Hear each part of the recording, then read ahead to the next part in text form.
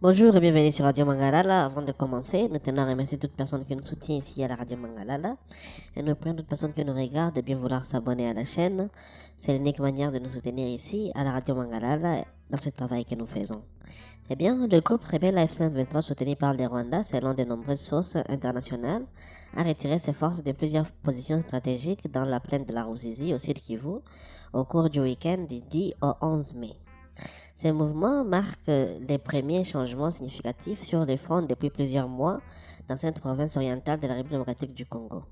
Selon l'armée congolaise, FARDC est un responsable des rebelles cité par Reuters.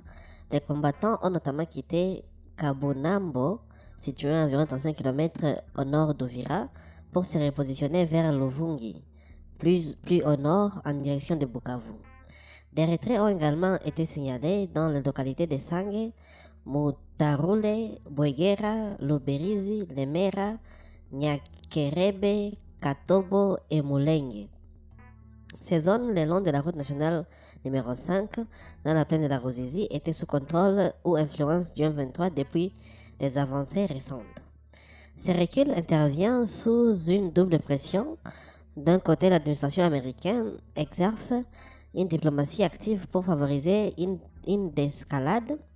De l'autre, les forces gouvernementales congolaises ont maintenu une présence offensive, contraignant les rebelles à repositionner leurs troupes, leur artillerie lourde et leur matériel.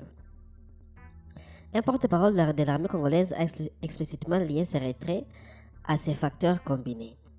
Ce n'est pas la première fois que l'AFC opère un retrait tactique sous pression internationale. En décembre 2025, les groupes avaient brièvement capturé Uvira avant d'annoncer un retrait suite à une demande explicite des médiateurs américains. Les mouvements avaient alors maintenu une présence résiduelle avant de se retirer complètement en janvier 2026. Les repositionnements actuels semblent ramener les lignes vers des positions antérieures à l'offensive de décembre 2025, avec un recul estimé à environ 75 km dans certains secteurs selon des sources locales. Dans plusieurs villages libérés, les populations ont exprimé leur soulagement. Des célébrations ont été rapportées, notamment à Sange. Robert Mayani, acteur de la société civile dans la plaine de la Ruzizi, a déclaré: ce lundi 11 mai, le territoire d'Ovira et Sange jusqu'à Katogota est totalement libéré grâce aux efforts de notre président Félix Tshisekedi. Le chef de la cité de Sange, Fikiri Moudé Dapol, a confirmé les retraits et a appelé une cohabitation pacifique.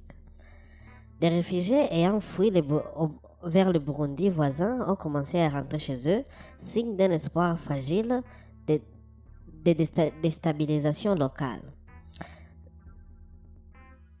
Cependant, des milices pro-gouvernementales Wazalendo ont déjà pris position dans certaines zones évacuées, ce qui soulève des craintes de représailles ou de nouvelles tensions intercommunautaires, particulièrement envers les communautés Tutsi et Banyamulenge.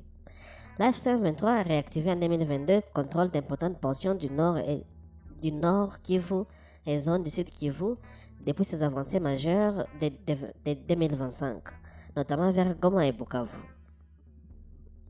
Le groupe justifie son action par la nécessité de protéger les communautés tutsi congolaises et de lutter contre d'autres groupes armés. Kinshasa est une grande partie de la communauté internationale.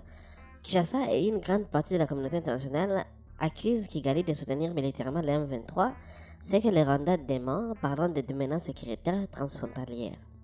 Malgré les efforts de médiation, le cessez-le-feu reste fragile. Le M23 maintient le contrôle des positions stratégiques comme Kamanyola, à la triple frontière avec le Rwanda et le Burundi, et conserve une capacité de protection dans le haut plateau et les axes miniers. Les richesses naturelles du sud Kivu constituent un enjeu économique sous-jacent au conflit. Pour l'heure, le retrait semble davantage un repositionnement tactique qu'un désengagement définitif. Un responsable rebelle a évoqué une rotation stratégique et une mesure d'escalade. Cependant, l'absence d'un accord de paix global et véritable laisse planer les risques d'une reprise des hostilités. Les autorités congolaises ont promis de renforcer la présence de l'État dans les zones reprises. La MONUSCO et les mécanismes de vérification régionaux sont appelés à jouer un rôle accru dans la surveillance du cessez-le-feu. Les populations du Sud Kivu, épuisées par plus d'une décennie de violences cycliques, attendent des garanties concrètes de sécurité au-delà des mouvements de troupes. Ce développement, bien que limité, offre un rare moment de répit dans une région où chaque recul militaire peut rapidement se transformer en nouvelle offensive.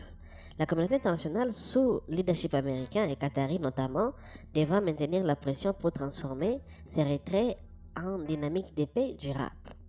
Eh bien, mesdames et messieurs, ça sera tout pour cet article consacré au retrait de certaines positions qu'on a observées ce week-end passé, effectué par les forces de l'AFC M23.